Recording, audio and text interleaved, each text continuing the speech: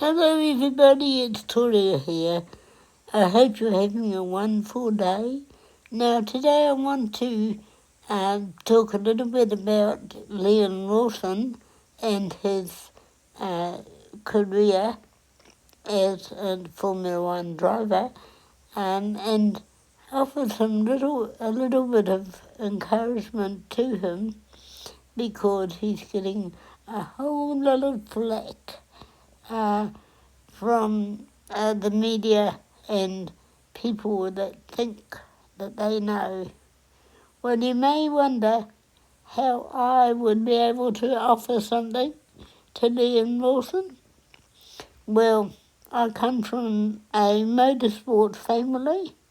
My father was a driver of three-quarter midgets.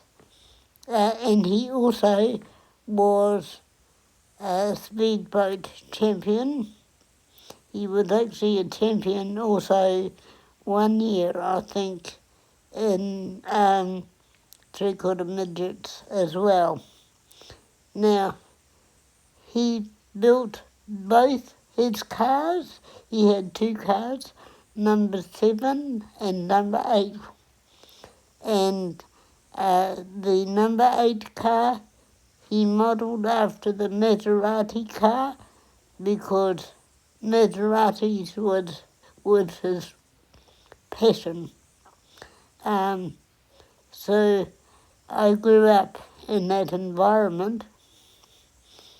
Not only that, he and his friends actually physically built the track in Miami, Napier, New Zealand. And so I was around drivers of cars and also motorbike people as well, because we had the motorbikes as well. And my father was a very clever man.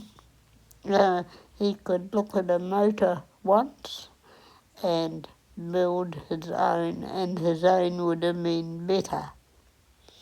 He was also in touch with Bruce McLaren, and I believe he worked on his car at least once. So I do know something about this. When the track was being built at Miami, I was given a ride on the grader that made the track, and so I was around the people constantly. Now, as far as Liam Lawson is concerned, he has had a bit of a hard time, and he has failed a couple of times, but there are mitigating circumstances. Firstly, he was not given the time to learn the car, to practice in the car, and that car is difficult to drive. He should have been given many hours where he was able to come to grips with how to drive it. And I do understand that the car is difficult. He also didn't know the tracks. He'd never driven there before, so it was difficult. And also, a third thing is that the engineers had not prepared the cars correctly. And I know that because even Max Verstappen had trouble with his car, and he is an excellent driver. Max Verstappen is one of the best drivers ever, and he he struggled a bit with his car during both those races. So there was mitigating circumstances there. Now, I do have a little bit of advice for them. Now, things have happened, and you can't change that. They have happened, and you just got to go on from there. First thing is that you must stop apologising for your failures, because a lot of those failures are not really due to you alone. They must be taken on by the Red Bull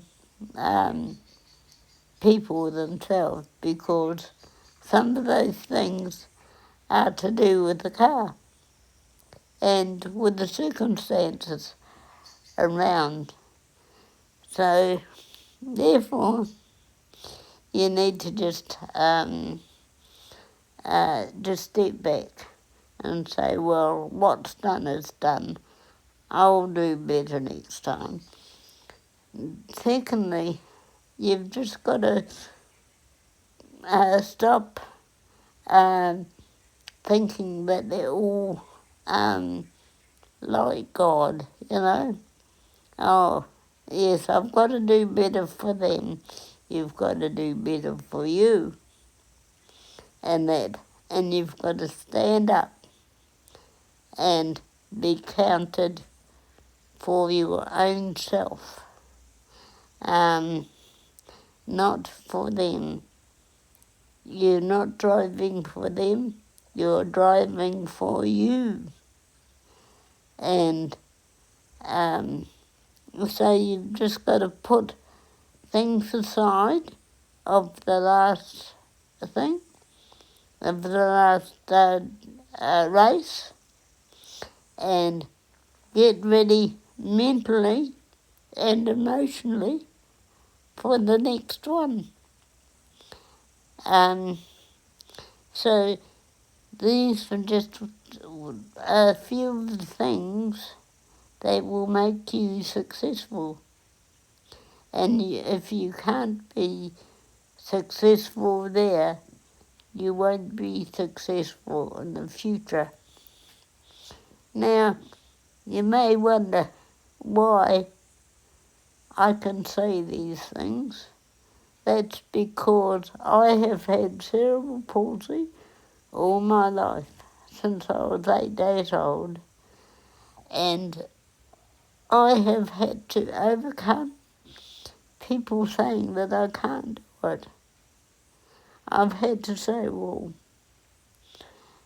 I'm sorry, but I'm doing it anyway, and I'm doing it despite what you say. And because of that, I've been successful in my life, doing things that people think that I should not be able to do.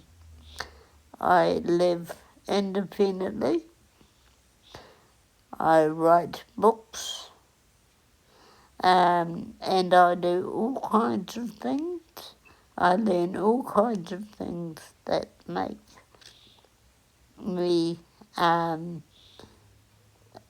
successful in just being a person.